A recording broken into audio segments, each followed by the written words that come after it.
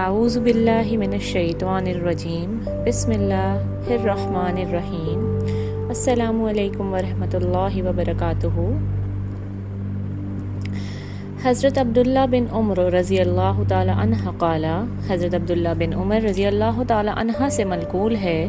رجعنا مع رسول صلی اللہ علیہ وسلم من مکہ الی المدینہ، جب لوٹ رہے تھے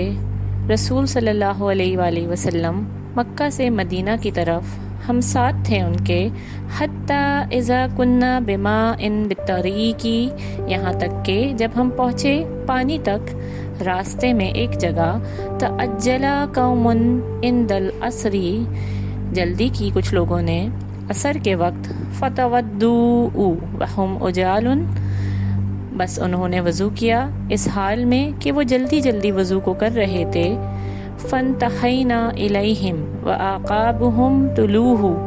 بس ہم نے ان کے پاس پہنچتے ہی دیکھا اور ان کی ایڑیاں بالکل خشک تھیں، لم یمسھا الماء، نہیں چھوا تھا ان کو پانی نے، فقال رسول صلی اللہ علیہ وسلم، بس فرمایا آپ صلی اللہ علیہ وآلہ وسلم نے، ویل، ہلاکت ہے، للاعقاب، ان ایڑیوں کے لیے، من النار اسبغ الوضوء، آگ سے پورا کرو اپنے وضو کو۔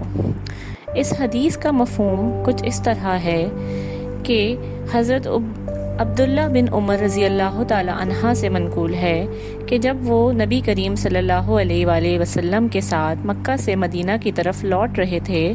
تو راستے میں جب پانی دکھا تو کچھ لوگوں نے وضو میں جلدی کی عصر کی نماز کے لیے، اور وہ اس طرح جلدی جلدی وضو کر رہے تھے کہ ان کی ایڑیاں گیلی نہیں ہوئی تھیں، یعنی کہ پوری طرح وضو کا پانی ان پر نہیں لگا تھا، اور جب ہم آپ صلی اللہ علیہ وآلہ وسلم کے ساتھ ان لوگوں تک پہنچے تو دیکھا